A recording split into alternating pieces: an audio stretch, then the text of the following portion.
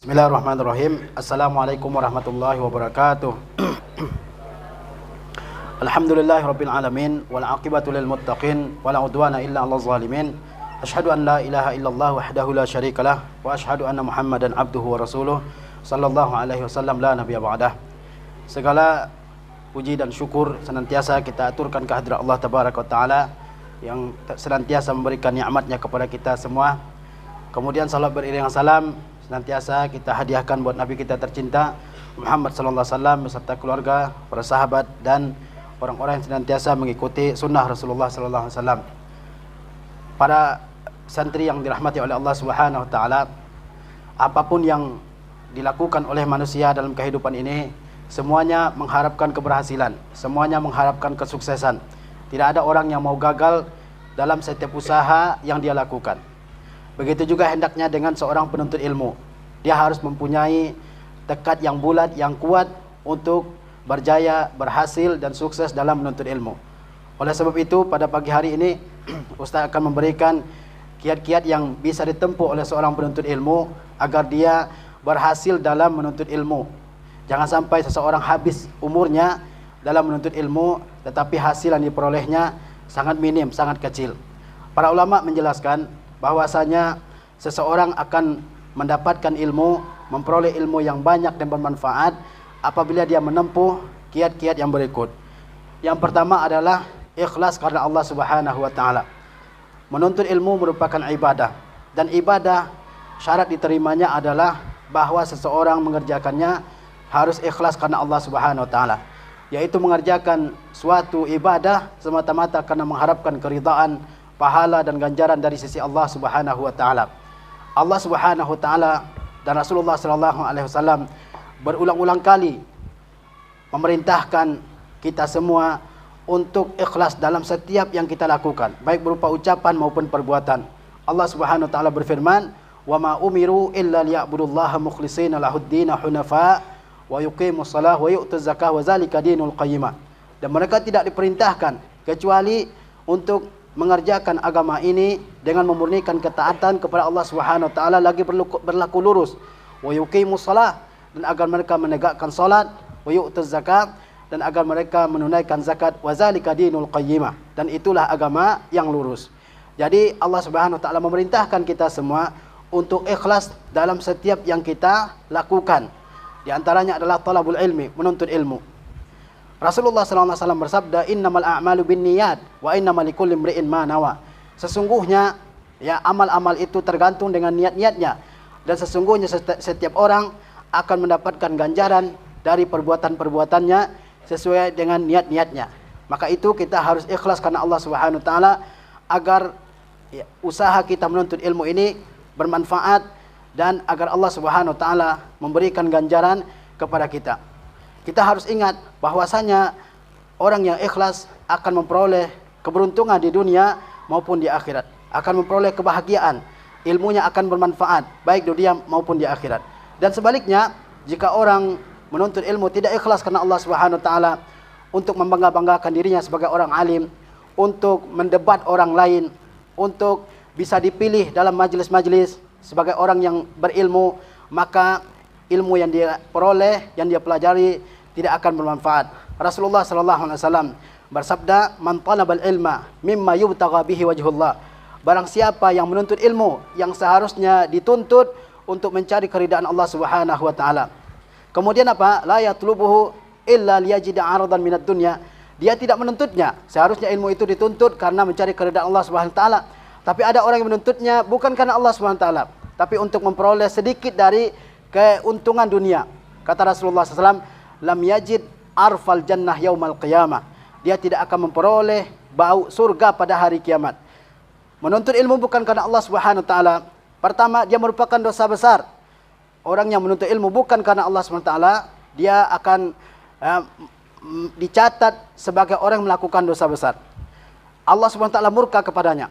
Kemudian dia adalah orang yang pertama akan dihisab oleh Allah Subhanahu wa taala pada hari kiamat, dan dia termasuk di antara tiga macam manusia yang akan pertama kali diberikan keputusan oleh Allah Subhanahu wa taala pada hari kiamat.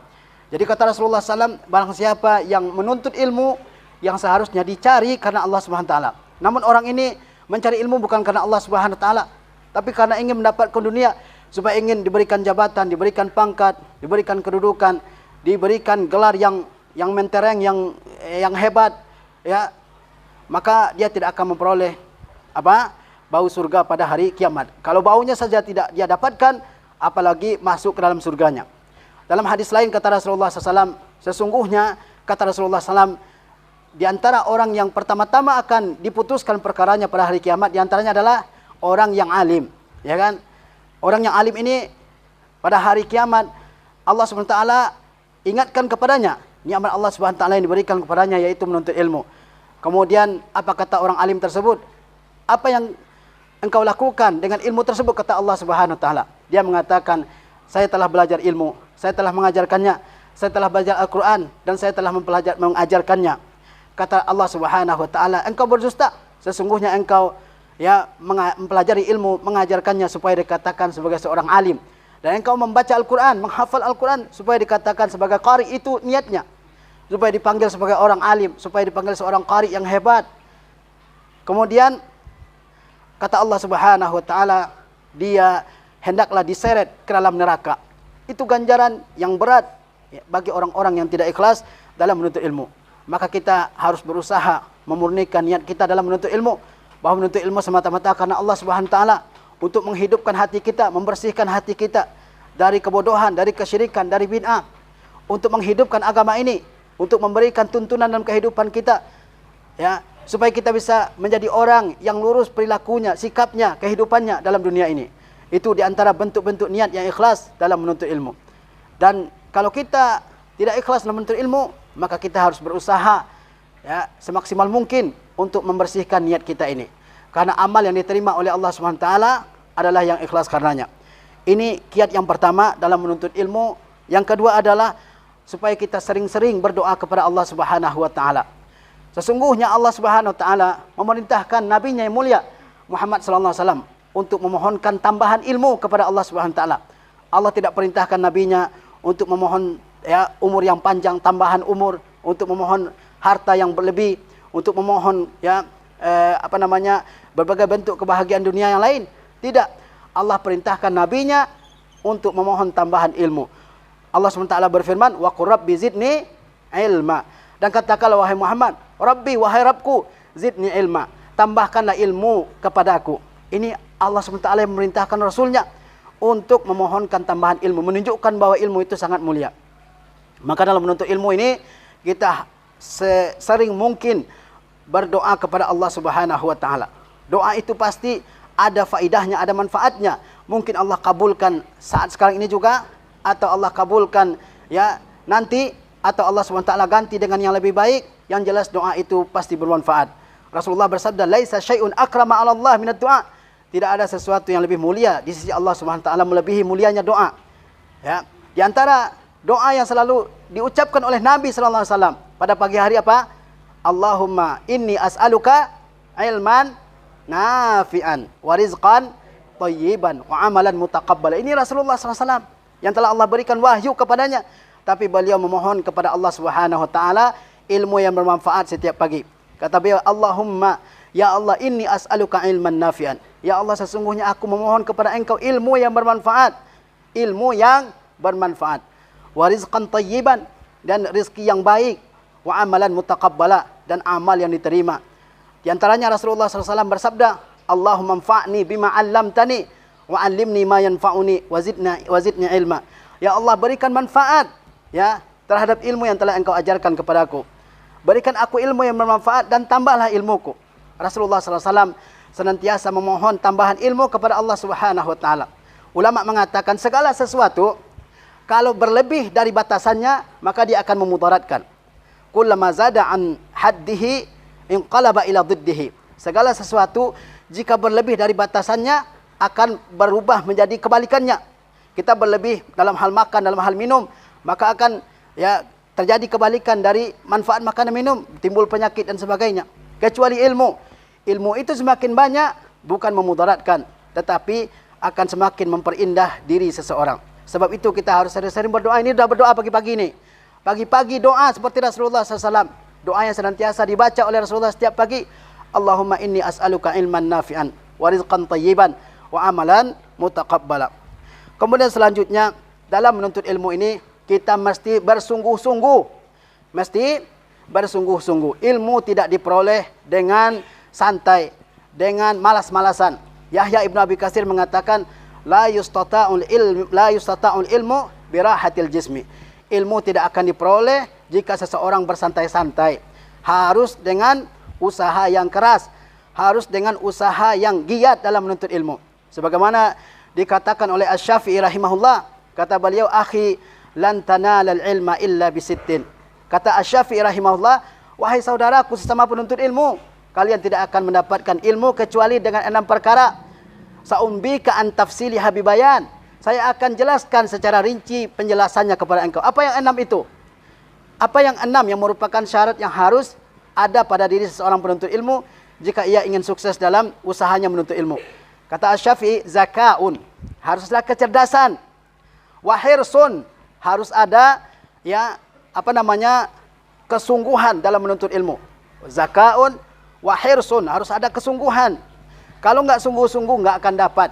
Kalau enggak sungguh-sungguh tidak akan dapat. Zakaun, wahirsun. Wajtihadun, yaitu upaya yang keras untuk mendapatkan ilmu. Ya. Kemudian wabulghatun, ada bekal dalam menuntut ilmu, mesti ada pengorbanan harta dalam menuntut ilmu ini. Kemudian kata beliau, wasuhbatul ustazi, dan juga berteman dengan ustaz, dekat hubungan dengan ustaz.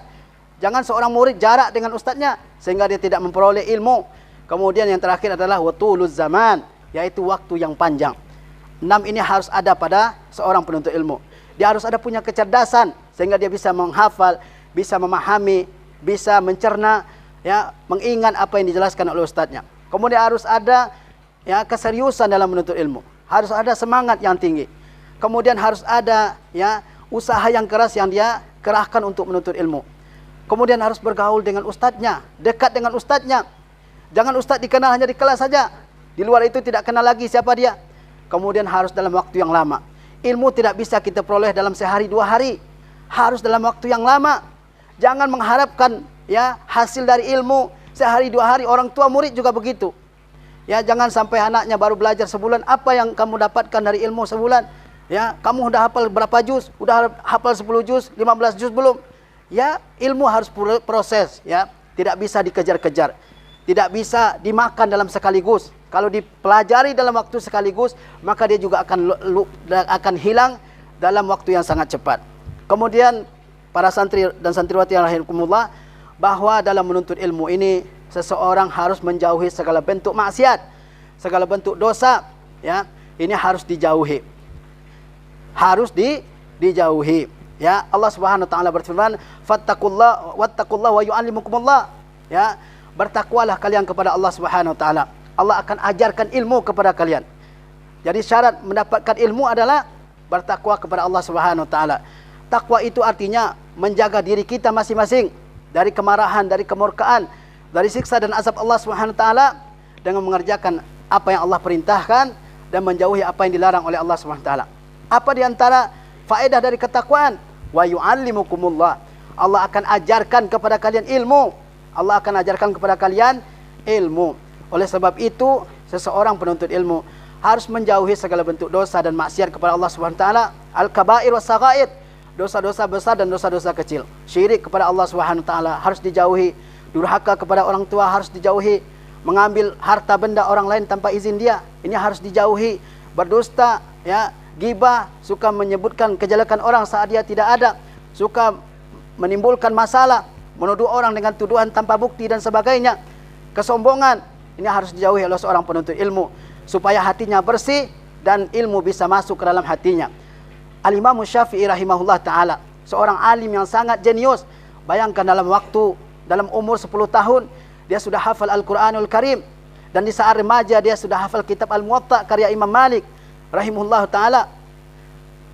Meskipun secerdas itu, Imam Asy-Syafi'i pernah mengadu kepada guru beliau, yaitu Waqi' ibn al-Jarrah. Apa kata Asy-Syafi'i rahimahullah? Syakautu ila Waqi'in su'a hifzi. Saya pernah mengadukan tentang hafalanku yang tidak bagus kepada guru saya Waqi' ibn al-Jarrah rahimahullah ta'ala. Apa yang diberikan oleh Waqi sebagai nasihat kepada Asy-Syafi'i supaya hafalannya bagus? Fa arsyadani ila tarkil ma'asi. Beliau menunjukkanku supaya hafalanmu bagus wahai Syafi'i, kamu tinggalkan segala bentuk dosa, segala bentuk maksiat. Kemudian kata Waqi', fa innal ilma nurun. Sesungguhnya ilmu itu adalah cahaya yang Allah berikan kepada hati orang mukmin. Wa nurullah la yuhda lil 'asi. Dan cahaya Allah SWT tidak akan Allah berikan kepada orang yang bermaksiat. Al-Imam Malik rahimahullah, guru Imam Syafi'i, lebih terdahulu dari Imam Waqi'. Beliau mengatakan ketika Asy-Syafi'i belajar di hadapannya, dilihat begitu cerdas Asy-Syafi'i, begitu cepat menghafal ya hadis-hadis yang dipelajarinya. Kata Malik rahimahullah, wahai Asy-Syafi'i, sesungguhnya saya melihat Allah telah masukkan cahaya ke dalam hatimu, terang hatimu, cerdas. Maka jangan kamu padamkan cahaya itu dengan bermaksiat kepada Allah Subhanahu wa taala. Maka kita harus bersihkan hati kita dari segala bentuk dosa besar. Dan kalau di antara kita ada yang terjatuh ke dalam dosa, maka bertaubatlah sesegera mungkin kepada Allah Subhanahu wa taala. Wa tubu ilallahi jami'an ayyuhal mu'minun la'allakum tuflihun. Bertaubatlah kalian semua kepada Allah wahai orang-orang beriman, agar semua kalian mendapatkan keberuntungan di dunia dan di akhirat. Kemudian ya, dalam menuntut ilmu ini kita harus konsentrasi mendengarkan penjelasan dari guru. Apalagi yang dibacakan oleh guru itu adalah ayat-ayat Al-Quranul Karim dan hadis-hadis Rasulullah SAW. Jangan bercanda, jangan menoleh ya ke kiri dan ke kanan. Jangan asik dengan hal-hal lain, dengan mainannya, dengan tasnya, dengan bukunya. Dengarkan apa yang dijelaskan oleh guru. Apalagi kalau yang dijelaskan adalah Quranul Karim dan hadis Rasulullah SAW. Allah berfirman, fa iza quri'al Qur'an fastami'u lahu wa ansitu la'allakum turhamun. Kalau Al-Quran dibacakan, maka dengarkan dan diam. Dengarkan dan diam. Ini banyak yang ngobrol ketika ustadznya sedang menjelaskan. Bagaimana mau paham? Ya, kita tidak bisa membagi konsentrasi kita antara ngobrol dengan mendengarkan penjelasan ustadz. Otak kita hanya bisa mengerjakan satu pekerjaan dalam satu waktu. Sebab itu kalau ustadznya jelaskan, dengarkan baik-baik. Dengarkan baik-baik supaya kita paham, supaya kita mengerti. Kadang-kadang ustadznya, ustazahnya sudah menjelaskan berkali-kali, enggak juga paham. Sebab dia bercanda, sebab dia ngobrol, sebab dia ya ketawa-ketawa, apalagi yang bagian belakang. Ini sering terjadi. Jangan sampai kita sudah lama menuntut ilmu, tapi kita tidak paham-paham, tidak mengerti, ya, karena kita sendiri yang menjadi penyebabnya.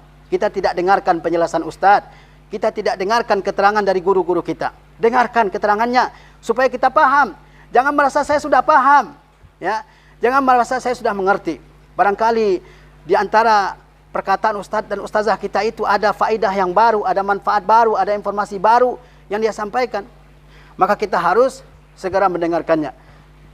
Al-Imam Az-Zahabi rahimahullah ta'ala, Syamsuddin Az-Zahabi, dalam kitab Syiarul A'lamin Nubala, beliau menyebutkan suatu riwayat dari Ahmad bin Sinan, bahwa dalam majelis Abdurrahman bin Mahdi tidak ada orang yang berbicara, tidak ada pensil yang diraut, dan tidak ada orang yang berdiri. Ini tiap sebentar keluar, asik ya dengan bukunya, dengan tulisannya, dengan segala macamnya, tidak mau menjelaskan, mendengarkan penjelasan guru, sehingga banyak yang tidak mengerti. Kemudian kita harus berusaha memahami setiap yang disampaikan oleh guru. Jangan sampai ketika kita datang tidak mengerti, pulang pun tidak mengerti. Kita harus berusaha untuk memahami semua yang dijelaskan oleh guru. Jika tidak paham, tanyakan lagi. Fas'alu ahla zikri in kuntum la ta'lamun. Tanyakan orang yang tahu kalau kalian tidak mengetahui. Enggak apa-apa ustaz ustazah, ya, ditanya sekali dua kali sampai kita paham. Karena al-ilmu wal fahmu, ilmu itu sebenarnya adalah pemahaman. Dan di antara yang harus kita lakukan supaya kita paham terhadap ilmu adalah sering-sering berdoa kepada Allah Subhanahu wa taala. Dan orang tua murid juga hendaknya mendoakan anak-anaknya. Bukankah Rasulullah SAW pernah mendoakan sepupu beliau Abdullah bin Abbas? Kata Rasulullah SAW, Allahumma faqihu fid din wa alimhu ta'wil. Ya Allah, buat dia paham dalam agama, ajarkan tafsir kepadanya. Ini doa Rasulullah SAW kepada orang lain. Maka kita juga hendaknya mendoakan orang lain, ya. Orang tua hendaknya mendoakan anaknya agar diberikan pemahaman dalam agama. Di antara doa yang diriwayatkan dari Rasulullah SAW, Allahumma faqihni fid din. Ya Allah, buatlah saya paham. Fikhu itu adalah pemahaman yang dalam masalah agama ini. Ibnu Mas'ud radhiyallahu taala anhu di antara doanya, Allahumma zidni yaqinan wa imanan wa fiqhan. Ya Allah, tambahkan kepadaku keyakinan, keimanan, dan juga pemahaman dalam agama. Mohon kepada Allah SWT supaya kita mengerti. Bukankah mengerti dalam agama ini tanda Allah jadikan kita, ingin jadikan kita sebagai orang baik? Kata Rasulullah SAW, "May yuridillahu bihi khairan yufaqihu fid din." Siapa yang Allah ingin jadikan dia sebagai orang baik, Allah buat dia paham dalam agama ini. Ini tanda-tandanya.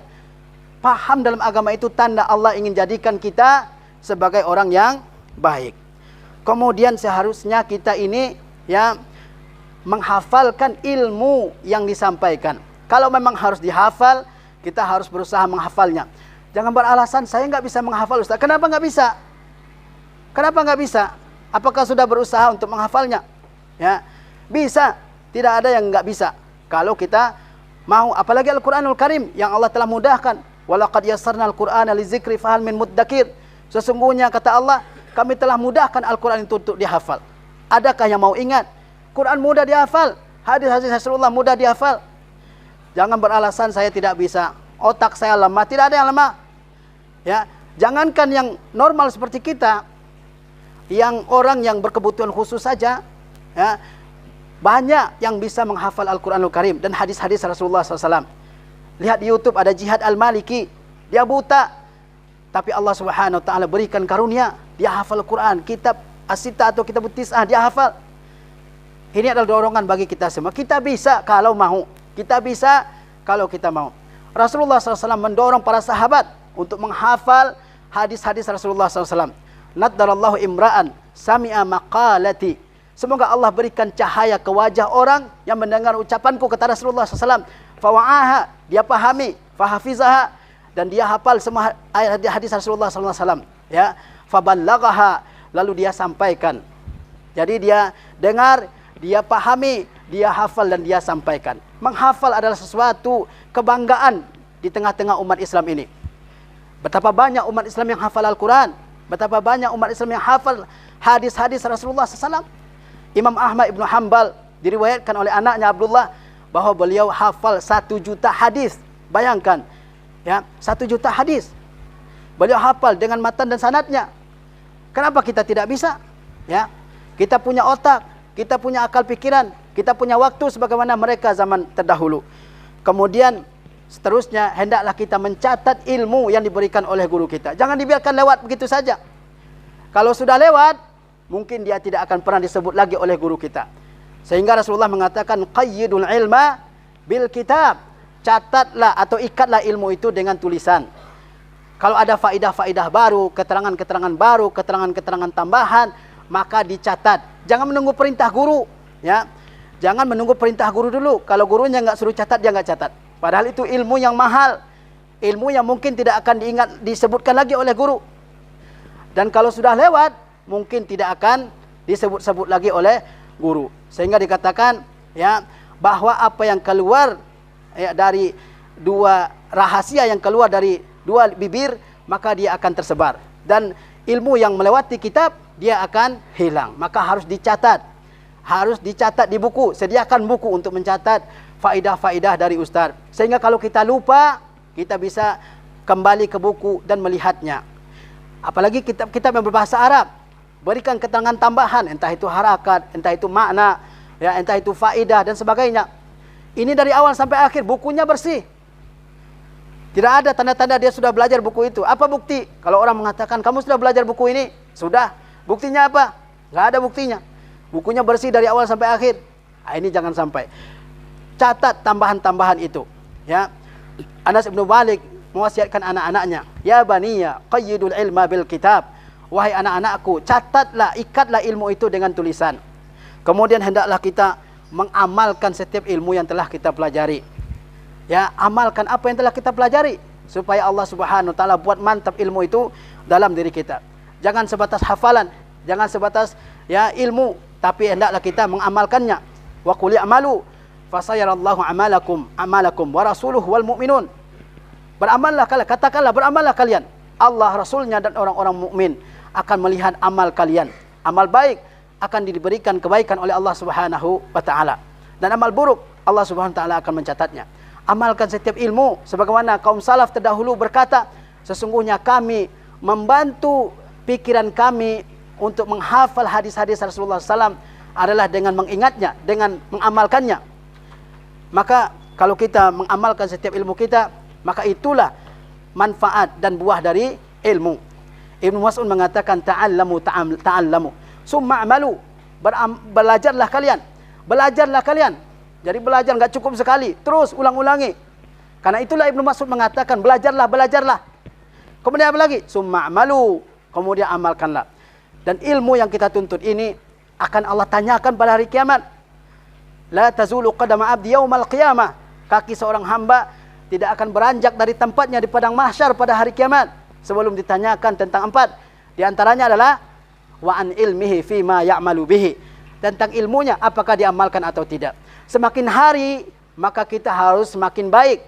Jangan sampai semakin hari kita di sekolah malah makin buruk. Makin banyak catatan-catatan buruknya. Tapi semakin hari semakin baik. Semakin hari semakin dekat dengan sunnah Rasulullah SAW. Semakin hari semakin banyak sunnah Rasulullah yang kita amalkan. Itu yang seharusnya. Sehingga ilmu itu bermanfaat bagi kita semua. Wassallallahu ala nabiyina Muhammad wa ala alihi wasallam. Wassalamualaikum warahmatullahi wabarakatuh. Alhamdulillah.